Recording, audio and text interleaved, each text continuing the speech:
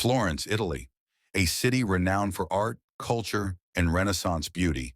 But beneath the surface of this picturesque Tuscan paradise lies one of the darkest and most perplexing criminal mysteries in Italian history. Between 1968 and 1985, a serial killer terrorized the hills surrounding Florence, claiming at least 16 lives. The victims were young couples seeking privacy in parked cars under the romantic Tuscan moonlight.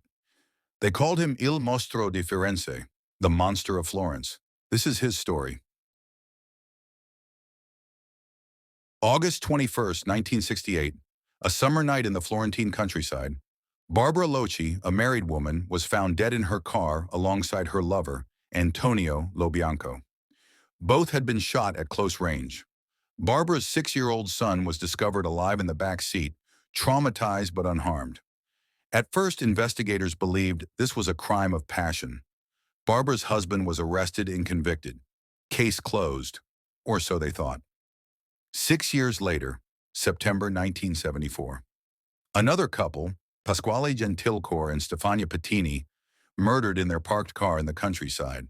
Stefania's body showed signs of mutilation with a knife. The same caliber weapon was used as in the 1968 murders. Police realized with horror they had the wrong man. The killer was still out there. The pattern became terrifyingly clear.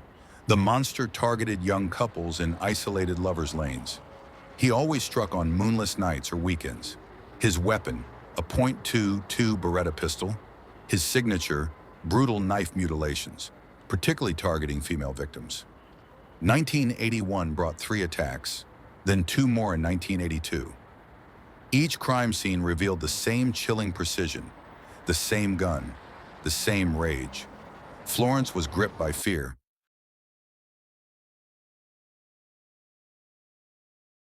The investigation became one of the largest manhunts in Italian history, but instead of clarity, it descended into chaos. Police pursued multiple theories. Was it a lone madman? A cult? Could there be multiple killers using the same gun? In 1982, investigators traced the .22 Beretta to a batch of ammunition from the 1960s. This led them back to the 1968 murders and a web of Sardinian immigrants connected to Barbara Locci's husband. Several suspects were arrested. Pietro Pacciani, a local farmer with a violent past, became the primary focus in the 1990s. He was convicted in 1994, but the verdict was overturned on appeal. 2 of his alleged accomplices were also tried but ultimately acquitted. The investigation was plagued by false leads, questionable tactics, and sensational theories. Some investigators pursued bizarre connections to satanic cults, secret societies, and even prominent Florentine citizens. Meanwhile, the real monster remained elusive. The final confirmed attack came in September 1985. 2 French tourists camping in a van near San Casciano. The young woman was killed and mutilated. Her companion survived long enough to describe a man in a dark jacket, but he died before providing more details. After 1985, the killing stopped.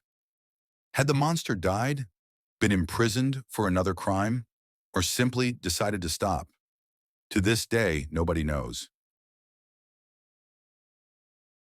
Decades later, the Monster of Florence remains Italy's most infamous unsolved case. The official investigation has never been formally closed. So who was he? Some believe Pietro Pacciani was indeed guilty, working with accomplices who escaped justice. Others point to suspects never fully investigated due to their social standing or connections. Criminal profilers suggest the monster was likely a local man familiar with the countryside, someone who blended seamlessly into Florentine society, possibly working in a profession that allowed flexible hours, someone with a deep-seated psychological trauma, possibly related to sexual jealousy or voyeurism. The precision of the crime suggests military or hunting experience. The long gaps between some attacks indicate strong self-control. The sudden cessation in 1985 remains the biggest mystery. Did death, imprisonment, or age finally stop him? The case attracted international attention. American author Douglas Preston, who lived near Florence in the 2000s, investigated the murders and found himself interrogated by police who suspected him and his writing partner of being involved.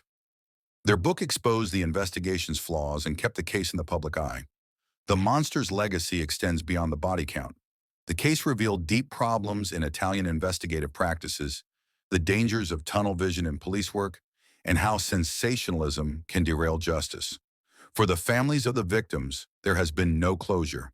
16 lives cut short, dreams destroyed, justice denied. Today, Florence continues to enchant millions of visitors each year. The rolling Tuscan hills still provide romantic escapes for couples in love. But on moonless nights, locals remember. The older generation still speaks in hushed tones about Il Mostro. The lovers' lanes where terror once reigned are now mostly abandoned, reclaimed by nature. In the cypress-lined cemeteries of Florence rest the 16 victims of the monster. Young people whose only crime was seeking a moment of intimacy in the wrong place at the wrong time. The monster of Florence was never definitively caught. His identity remains one of criminology's greatest mysteries. Was he Pacciani, an accomplice who walked free? Someone never even suspected? We may never know. But somewhere in the shadows of Florentine history, the monster's true face remains hidden.